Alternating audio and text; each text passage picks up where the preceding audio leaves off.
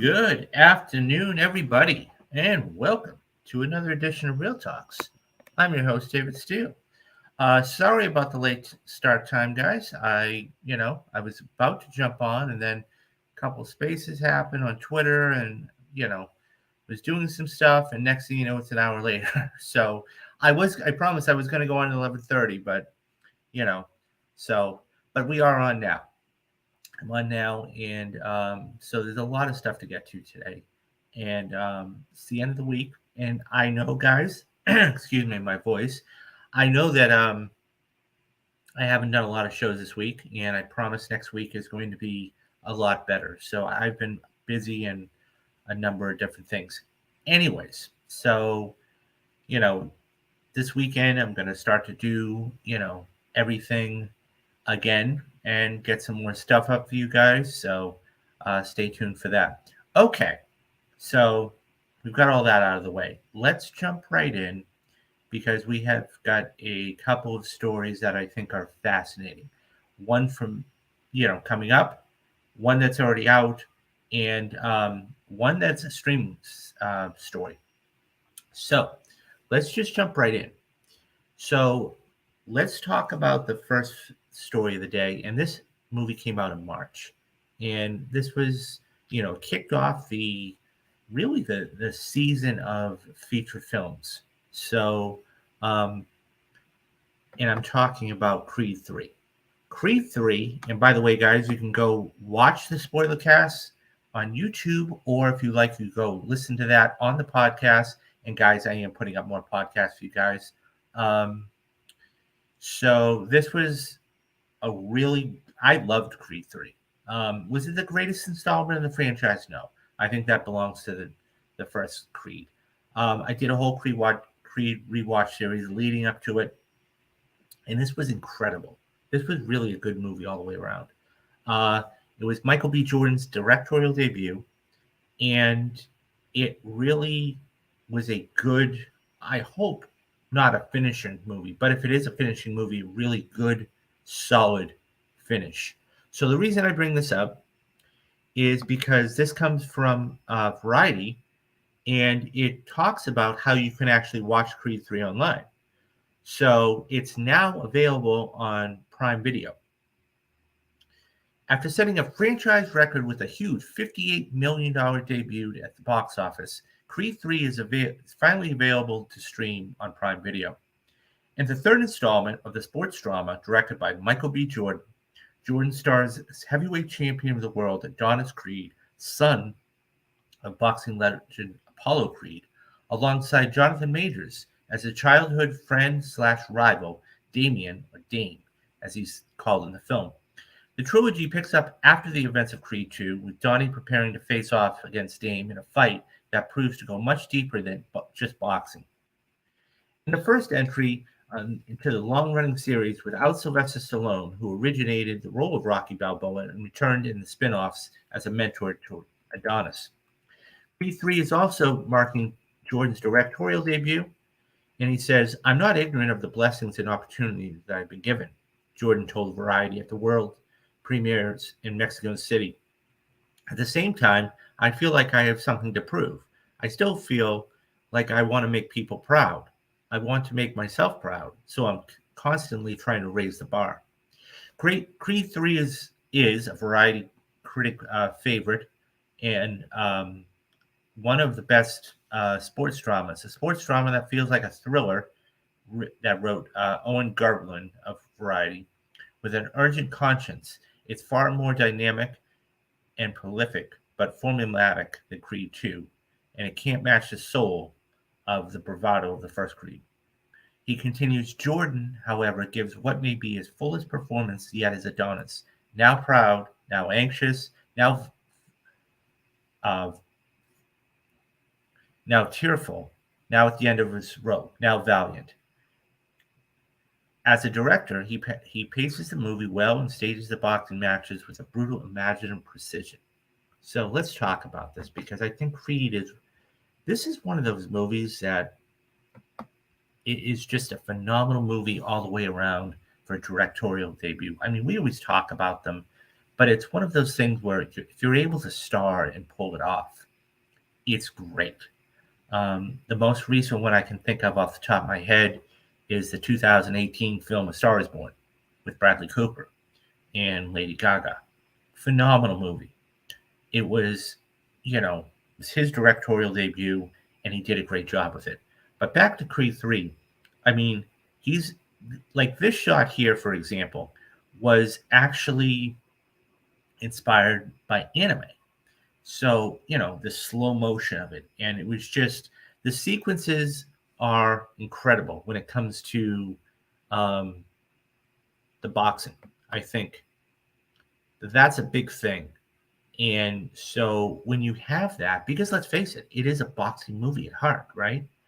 Um, so it's just an incredible sequence and everything else. And we get 2 or 3 fights throughout the film. Now, were there things I didn't care for? Sure. But they were minor. Overall, I loved Creed 3. Not as good as the first Creed, but still good. And I loved, and, because of this, let's talk about the whole dynamic with the family, because I think this was important. One of the things that really hit home and made Adonis, we always talk to him or not talk to him. We see him as a professional fighter. But this is the first film that we see him as a businessman, as a family man, and as a professional. And he has his own, promotion, and he has his daughter. And the whole thing with the daughter was just really impactful. And how, she's, hearing impaired. And, Tessa Thompson's character didn't want her to go into boxing, but they want her to stand up for herself. And moving forward, I thought that was going to be a very significant thing, and of course, Adonis is developing this whole Creed verse at Amazon. I think it's going to be fabulous. I can't wait for it. And I think that this is really going, no matter what the spinoff is, it's going to be fantastic. I only hope that, she comes back, the daughter, person that played the daughter. And I also hope that I hope the whole cast comes back. If they're going to really do a series, I hope they all come back, because I think to interchange one or the other, it really wouldn't work. So I would personally, I would love to see Adonis actually mentor her daughter, okay, and have her become a boxer, and just to show how she's athletic and how she's a strong woman and she can stand up for herself in so many different ways. Meanwhile, trying to find love and having to deal with the family dynamics and everything else. I think that would be stellar. Absolutely stellar. Like I said, I really enjoyed Creed 3. So, but what do you guys think about Creed 3? Did you enjoy it? Did you see it in the theater? Are you going to watch it on Amazon Prime? Let me know your thoughts down in the comments, and I'll get back to everybody. Okay, so we moved from a film that's out on streaming now to a film that is going to be actually being released today. And I'm going to be doing a whole spoiler cast on this tomorrow. So guys, stay tuned. If you want to go see it and then come back, I'd love to hear everybody's thoughts about this. This is a movie that it's one of the biggest blockbusters of the year. And I'm talking about Transformers: Rise of the Beasts. Rise of the Beasts is, so I've loved Transformers ever since I was a little kid. I mean, I remember having all the Transformers, Optimus Prime and Bumblebee and Megatron and Starscream and Soundwave and everybody. This is a whole new generation. It's a whole new generation of Transformers, and it's a whole new generation of, different kinds of Transformers. So we have a lot of them. We have the Constructicons, we have the Dinobots, we have the Beasts in this case. So this is actually centered around Optimus Primal and something else. So this movie is being released today in theaters nationwide, and it actually did pretty well last night. So this comes to us by The Wrap and Scott Mendelson, and um, so he writes this: Transformers: Rise of the Beast earns 8.8 million at Thursday night box office. Paramount, Skydance, and Hasbro's Transformers: Rise of the Beast began its domestic box office sprint on Thursday with 8.8 million in preview screening grosses. That is on par with inflation. The 8.8 earned via Tuesday for Transformers: The Last Night in June of 2017, and the 8.75 million Thursday preview of Transformers: Age of Extinction in 2014. Bumblebee nabbed 2.85 million in previews amidst the holiday Wednesday through Sunday debut in 2018. Release numbers peg this for a $50 to $60 million opening weekend, and that's what these Thursday grosses point toward. A Thursday to Wednesday multiplier on par with Guardians of the Galaxy 3, which made 118 million on a 17 million Thursday. Spider-Man Across the Spider-Verse made 120 with a 17.4 million, gets it to 61 million.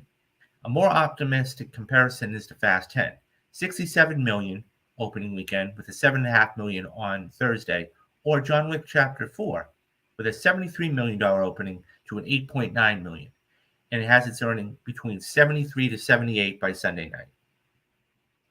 Considering the mixed negative reviews, 55% fresh and a 5.1 on Rotten Tomatoes, and that the franchise is very much past its prime, the movie's front-loaded examples are arguably more apt. For the record, the actual opening weekend gross will be what matters, as opposed to whether it can top the box office over a potentially overperforming Spider-Man Across the Spider-Verse.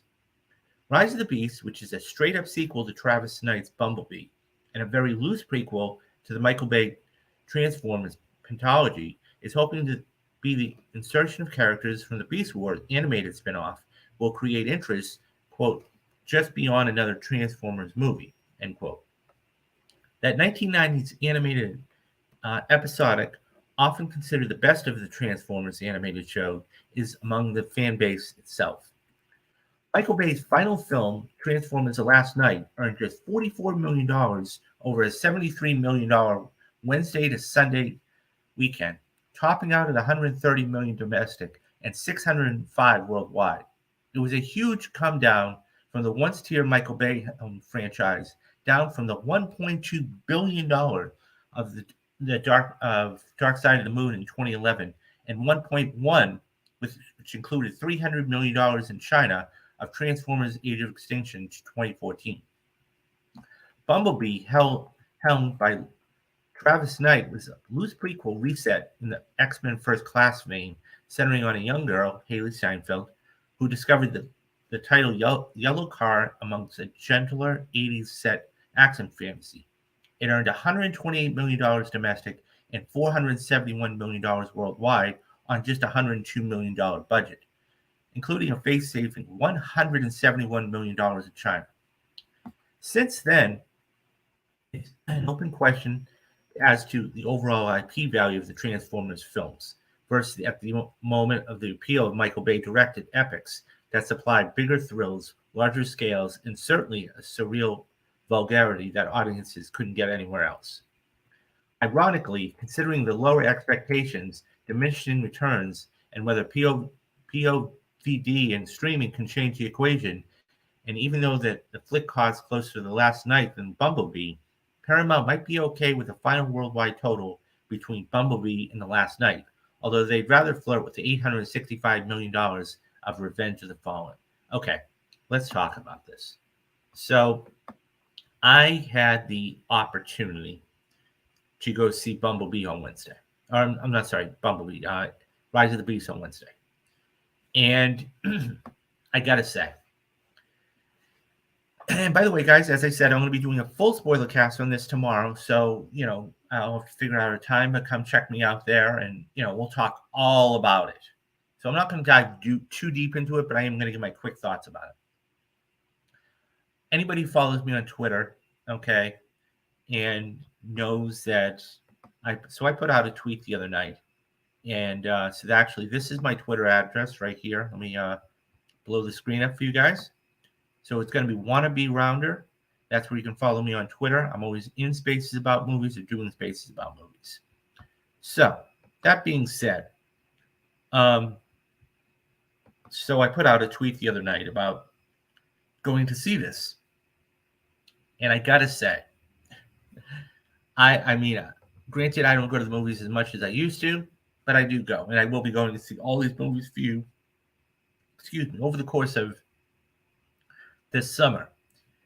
This by far, was the worst movie I'd seen all year, hands down. Twice on Sunday. As I said in my tweet, I'm just going to make it very brief. There was no plot. There was no stakes.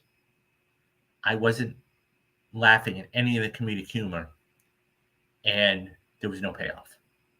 I didn't care for this movie at all.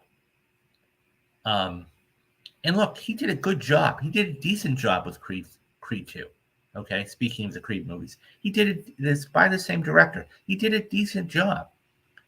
But this movie just was terrible. And listen, it's about a bunch of, CGI robots. I get that. But to me, it just didn't work at all.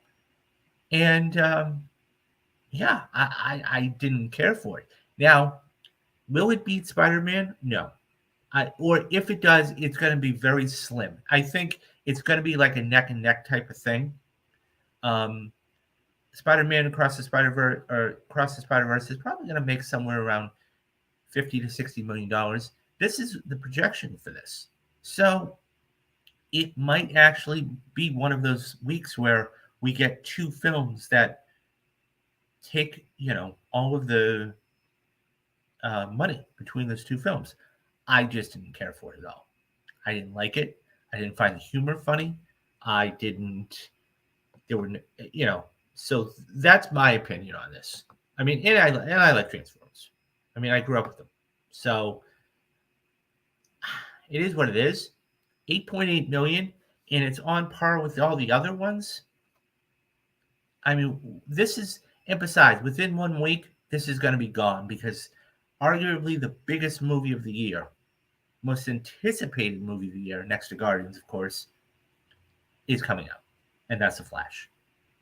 This movie is going to be completely forgotten about in 1 week's time because as soon as the 14th comes, look out. And I wouldn't be shocked or surprised if we saw The Flash make a lot of money on Thursday because people are dying to see this. If they already haven't gone to see the fan screenings, they will definitely want to go see this as early as possible. So, yeah, I mean, look, as I said, I didn't care for it. You may, and that's great. And that's why I always say film is subjective. But yeah, so what do you guys think about Transformers Rise of the Beast?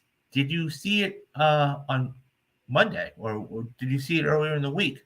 Are you going to go see it this weekend? If so, are you going to go see it in IMAX or are you going to go see it on a regular 2D screen?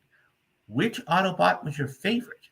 Let me know your thoughts down in the comments and I'll get back to everybody.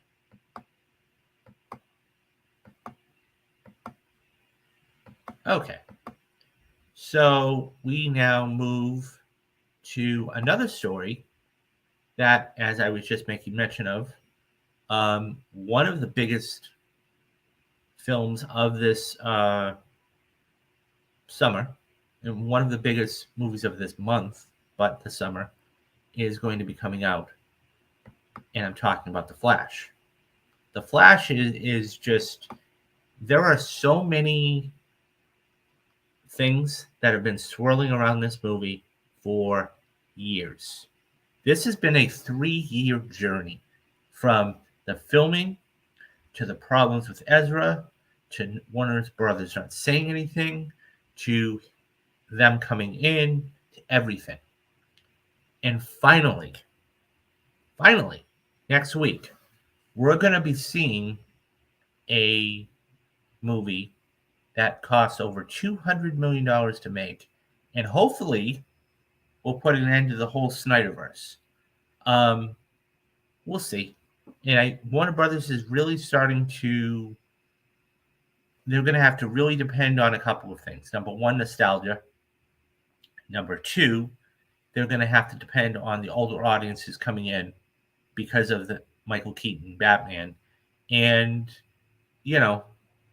we'll see what happens. Anyways, the reason I bring this up is that there may be, according to Variety, there's an article here that says, "Here comes the Flash, a low-profile Ezra Miller, the secret ending Warner's is trying to preserve, and a sequel script on ice." The Flash is almost here, and the rollout has been anything but typical. With just 13 days to go before the film's June 16 release, the star Ezra Miller has done no press and will make a low-profile appearance at the Los Angeles premiere on June 12, only posing for photographs rather than doing interviews. The film's director, Andy Muschietti, and cast members Ben Affleck, Sasha Cahill, and Michael Shannon will also hit the red carpet that will be missing the standard press gauntlet. The film's Michael Keaton and fellow DC Universe superhero Jason Momoa will miss the premiere as they've been filming in London and New Zealand, respectively. Typically, the star of a $190 million tentpole will promote the film in interviews across print, television, and oftentimes podcasts spanning multiple continents. Harrison Ford has been ubiquitous in the run-up to the June 30th of Indiana Jones and the Dial of Destiny, which included a high-profile showing at Cannes. Ezra wants the movie to open and the conversation to be about the movie, not Ezra, a source close to Miller explains. They are focused on their mental health and they don't want to be transactional. Miller uses them and they. Warner Brothers is attempting to pull off an unprecedented feat by taking its latest DC offering into the global marketplace without any promotion with its star, who's mired in controversy following arrests and erratic behavior, but has stayed out of trouble since last summer after seeking treatment for, quote, complex mental health issues, end quote, following a, quote, time of intense crisis, end quote. But will Miller's lack of shilling hurt the Flash's box office prospects? The answer appears to be no. The film is on tracking right now at an estimated $75 million, higher than the 2018 standalone Aquaman, which went on to earn $1.1 billion worldwide after gaining momentum abroad. In lieu of Miller's junket, Warner's has been aggressive with its advertising, putting the film's trailer in heavy rotation during the NBA and NHL playoffs. Warner's decision to throw up one premiere only just 4 days ahead of the release has raised eyebrows around town. But a knowledgeable source explains that the move has little to do with Miller and was made to, quote, keep the secret ending under wraps, end quote. The version that screened at CinemaCon in April ended abruptly with a chunk of the final scene missing. At screenings on the Burbank lot this week, the final scene was intact, but Warner's blurred out key elements. In fact, the final scene has changed multiple times pre-CinemaCon, the source added. At the height of Miller's PR problems, Warner's was looking to keep his options open regarding the future trajectory of the speedster. For additional PR exposure, Warner is hosting, quote, flash screenings in key cities, including one tonight in London that Keaton will introduce, as well as in Toronto, Miami, Buenos Aires, Madrid, and Sao Paulo with Muschietti. The studio has also launched a massive word-of-mouth screening program with 400 across the United States and Canada. Though Warner's never announced it, the studio has already finished a sequel script for David Leslie Johnson McLaughlin, if a part 2 is in the cards. That script is said to have guest starred Keaton's Batman and Kylie's new Supergirl. Muschietti, for one, wouldn't consider recasting Barry Allen in The Flash. If a sequel happens, yes, Muschietti told the Discourse podcast after bringing back Miller. I don't think there's anyone else that can play the character as well as they did. The other depiction of the characters are great, but that particular vision of the character, they just excelled in doing it. It feels like it was a character made for them. Okay, let's talk about this. This is a lot to get to. Number one, okay, you have something that has been on the radar for 3 years. Okay, this is a film that has been heavily, heavily talked about. The word of mouth is going to take care of itself now with social media and everything else. I know people that have seen the film, obviously haven't talked about it because they don't want to spoil for anybody else, and it's mixed reviews. All of that being said, I think that the fact is that you have to wonder a couple of things. Number one, why, so, okay, let's look at this from two different points of view. Okay, one of them being a business point of view, and the other being a fan's point of view, which I always like to do. From a business point of view, there's no promotion, zero promotion. Now you say, well, we're talking about it right now. Yeah, we are, but with the strike going on, and this has definitely hampered it. Okay, it's not the end of the world, but it's hampered it. They're not able to go on, late night with Jimmy Fallon or, whatever it is, Stephen Colbert or whomever it is. So there is a problem in itself. You're not promoting the film. Eyes are not being, clips aren't being shown and whatever else. Okay. Number two, first of all, I think there's way too much stuff in the trailers. Okay. I mean, that last trailer basically gave you the movie in a nutshell. It really did. Okay. I mean, you know what the movie is. And that's Barry Allen, who is, I mean, I don't have to tell you. Okay. He goes back into a universe. I mean, you can actually, I'll tell you what, I won't even tell you what the story is going to be. You can actually edit them together and get about 12 minutes of the film right there. All that being said, it's a time travel movie. I just want this to come out at this point.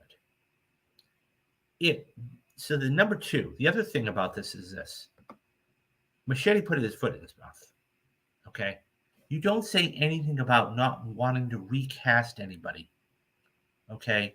Because even though they could be the greatest thing in the world, and I talked about this earlier this week or last week, the fact is it's not up to him. It's up to James Gunn. Okay? He is just a pawn on the chessboard. Okay?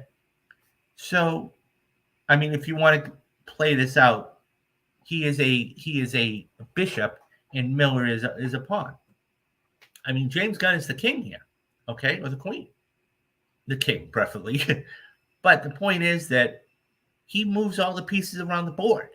Okay, he's going to dictate what goes on here.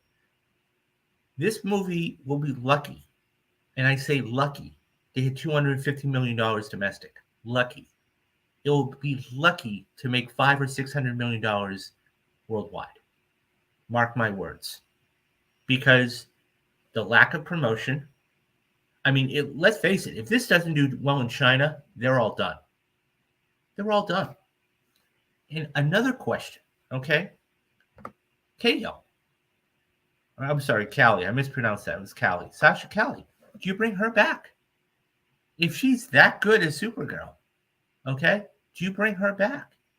I mean, there's so many questions swirling over this because, and a lot of people will say, well, why didn't you keep Cavill and now you're keeping Miller? There's so many different things. I think this movie just needs to come out, okay? But I think the other thing too is it can't be any worse than what I saw with Transformers. And I know I keep going on about that, but it's the same thing. Okay. So it's one of those things where, I'm itching to see how well this does. If this can do relatively good and it gets decent word of mouth, look out. I mean, it's not going to blow up the box office, but I've always said this is a film that's going to have 2 weeks at number one. It's going to have the 16th and it's going to have the 23rd. Okay. So I don't know. I mean, I also said, okay, that I thought that the opening weekend for this, Shazam was going to dictate what the opening week was going to be for this. Okay. Shazam didn't do well. We all know that. Okay. That whole thing was a mess in itself. I think the problem is that DC has very little at nothing, no room, no wiggle room whatsoever. They can't make a mistake at all. Where Marvel, they can slip up every now and then, like an Ant-Man and the Wasp: Quantumania, and still make $476 million. Okay? DC can't do that at all. I think that's going to be a major thing too. And when they say, quote, secret ending, what kind of secret ending are we talking about? I mean, who's going to pop up? The only thing I can think of is that we get a cameo. And by the way, I hope it's a post-credit scene and not a ending, because you have to take steps in things out of other people's playbooks to perfect it yourself. That being said, if they do it as a post-credit scene, fantastic. I don't know. I haven't seen it. And I'll definitely be talking about it, next Saturday when I go to see it on Thursday. So, anyways, what do you guys think about The Flash? Are you excited for the movie? If so, when are you going to go see it? Are you going to go see it Thursday, or are you going to wait for the crowds? How many times are you going to go see The Flash? Are they your favorite character? Let me know your thoughts down in the comments, and I'll get back to everybody.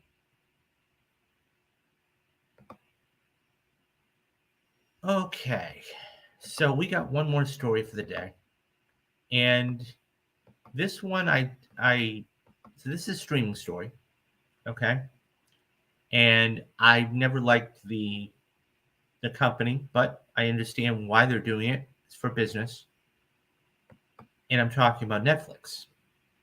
Netflix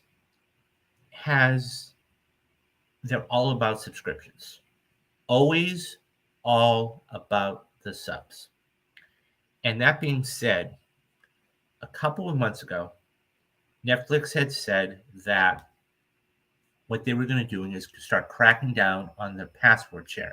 So, for example, if I have a Netflix account, I can't have my mother or my father or siblings on there. They have to go out and get their own account. Various ways that they're doing it are, the IP address and everything else. So it's interesting because this is actually working for Netflix, believe it or not. And so this comes from The Wrap. And the headline reads, Netflix's crackdown on password sharing pays off. Subscriptions are up.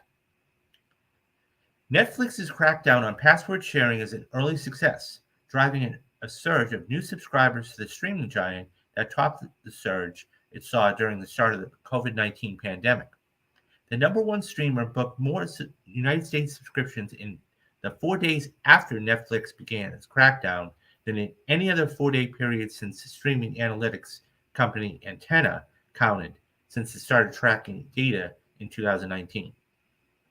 Average daily signups to Netflix reached 73,000 during that period. Antenna said a 102% increase from the prior 60-day average. So here's the chart. We'll get to this here in a minute.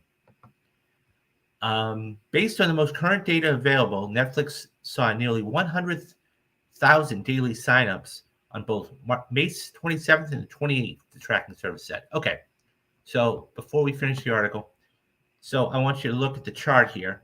So this is over the course of 4 years, okay?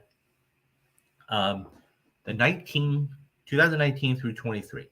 Now, as we can see here, in April of 2020, that's when the lockdown started, okay? And because of the lockdown, so you have signups on this side, okay? and then you have the dates on here. So you can see here, this hit probably, I don't know, 70,000 subscriptions, okay, for a couple of months, and then it falls off, okay? So it goes all the way through, and then it has a spike here in June of 2022, okay? And then another spike in July, okay? Because right there, you have something like a Glass Onion come out or whatever it is. So people, this is one of the things about Netflix is that people, that's their motto. They'll only keep it in the theaters for a certain amount of time and then withdraw it. So you have to go sign up. So then they said, okay, we're going to actually do this password crackdown. And as you can see, okay, in May of 2023, okay, this hit over 90,000 subscriptions. Now, as it said, almost 100,000 in this time from April to May. So they're always trying to get ahead of this. So, I mean, there's a lot of, implications there and everything else. Look, they're just trying to make money. I get it. These exceed the spikes of the sign-up intent observed during the initial COVID crackdown in lockdowns in March and April. And that's, as I said, that's the spike right over here. Netflix began filtering out subscribers to allow family and friends, members, and other households to use their account on May 23rd, so about 2 weeks ago, after sending out warnings to consumers in more than 100 countries around the world that it would begin policing the practice. Notable cancellations also increased during those days, but signups outpaced the departures. The ratio of signups to cancellations since May 23rd is up 25.6% compared to the previous 60 days. Antenna collects data, uses from third-party services, including online purchase receipts, bills, and banking records. It doesn't include subscriptions, offers, bundles, which could mean Netflix has drawn even more subscribers. It couldn't be reached for comment.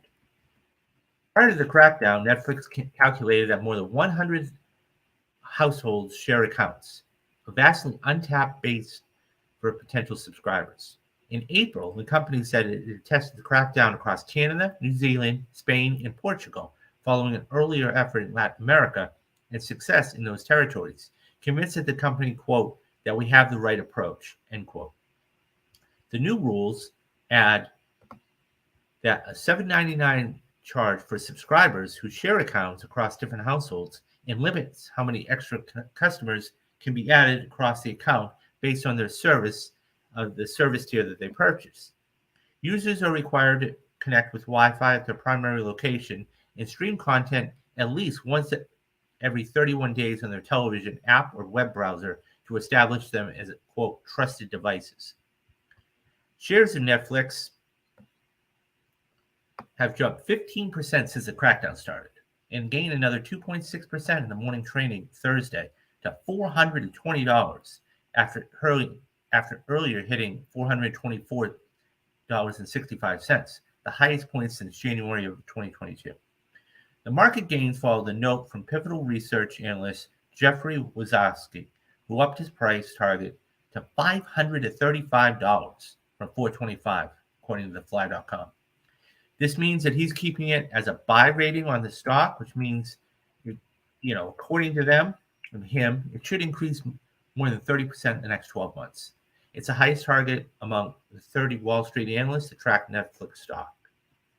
He goes on to say that Netflix, and it represents a, quote, unique tech growth story, end quote, and remains well-positioned to generate solid subscriber and free cash flow generation, even though the economy took a turn for recession. He pointed in particular to the company's, quote, better monetization, end quote, of those 100 million plus households that currently share passwords. The growth could be enhanced by Netflix supporting ad-supported tier. Netflix said last month that prior to the password crackdown, that its ad tier had grown to nearly 5 million active users in the first 6 months. Last year, Netflix subscribers lost in the first and second quarters. The first time in history, it recorded back-to-back declines. Subscriber growth has since return, but at a slower pace. Okay, let's talk about this real quick. So here's the thing. At the end of the day, okay, the fact is this. They are just trying to make more money. There's no ifs, ands, or buts about it. And the thing is that when you have the 100 million people, okay, the thing is that when you have people that are on a fixed income, for example, or they're not tech savvy or they're anything else, it really hampers that because they don't want to pay $8 a month. So not only they're going to put them on their account, not only are they going to be paying $8 a month for that, but look, nobody wants to watch commercials. Nobody wants to watch commercials. So of course they're going to get the higher tier. Okay? And all the streamers have done this, whether it's Max, whether it's Netflix, whether it's Hulu.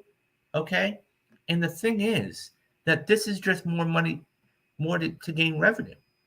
I think that the problem becomes when you start to they're doing this for money.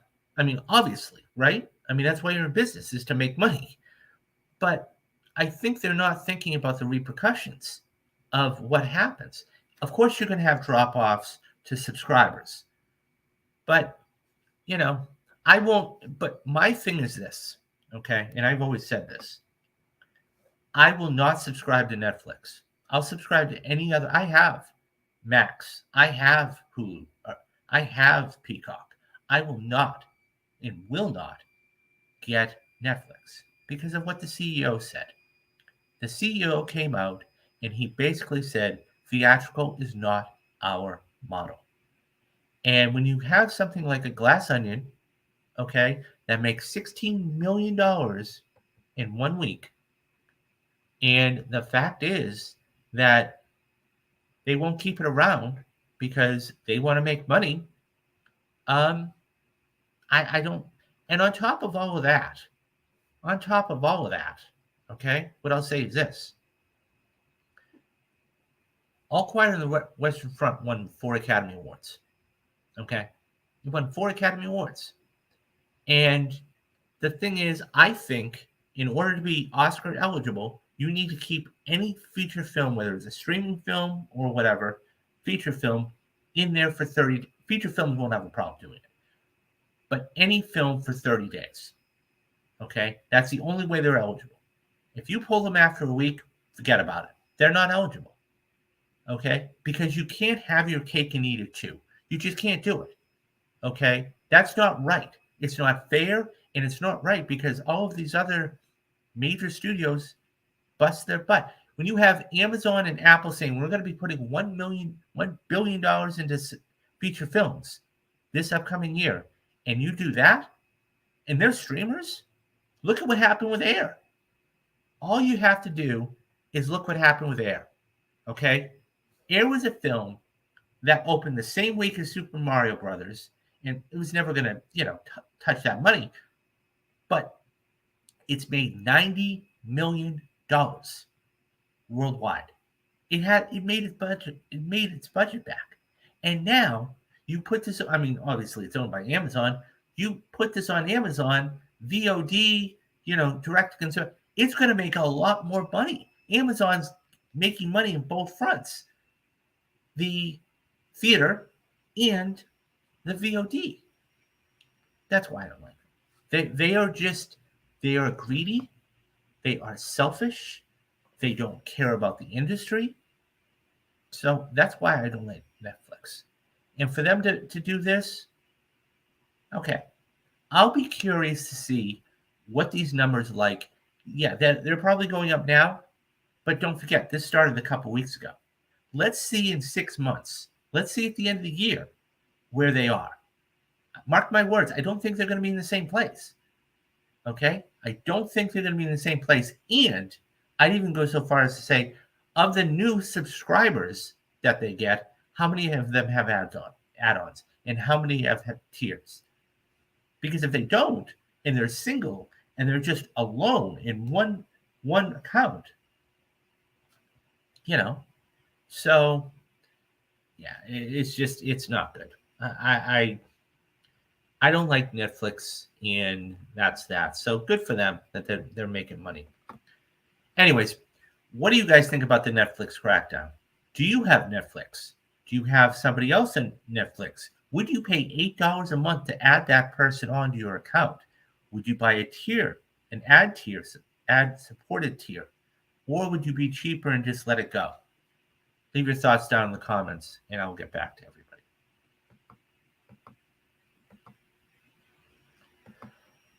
Okay, so once again, sorry for the late start time.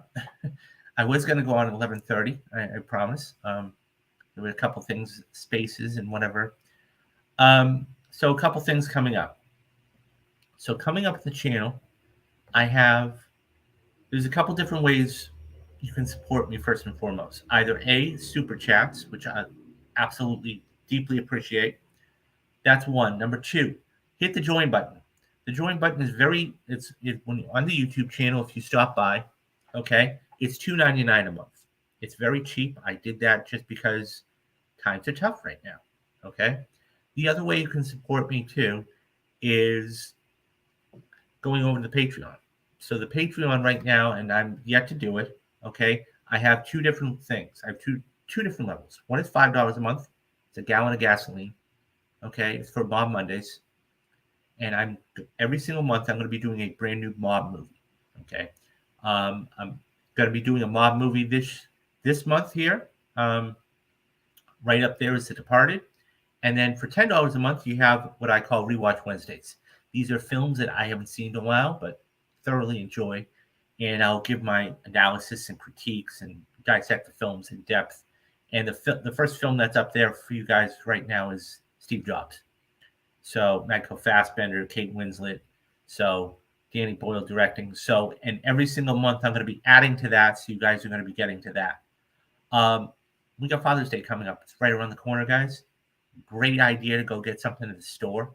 Okay. There's t-shirts, there's hoodies, there's mugs, everything you want in there. Okay. Men's and women's.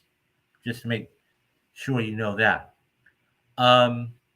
Yeah. And so, we've got a huge summer coming up. I went to go see Transformers. I will be doing a spoiler cast on that tomorrow. Okay. The Mission Impossible series will be continuing. Okay.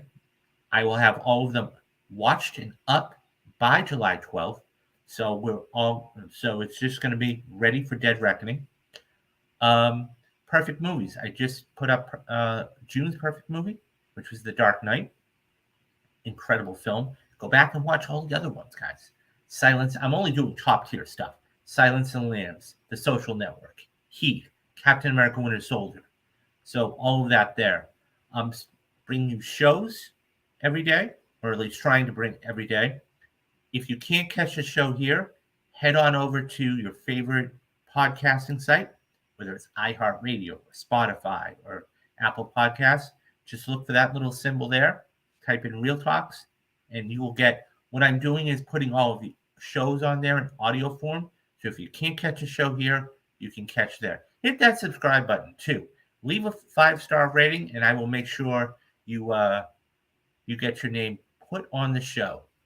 And I will definitely tell everybody about you. I guess that's it. So, yeah, that is it. So, do the 3 things we need to do. Be safe, be careful, and have a great weekend. And I will see you back here on Monday. My name is David Steele, and you have been watching Real Talks. Bye-bye, guys.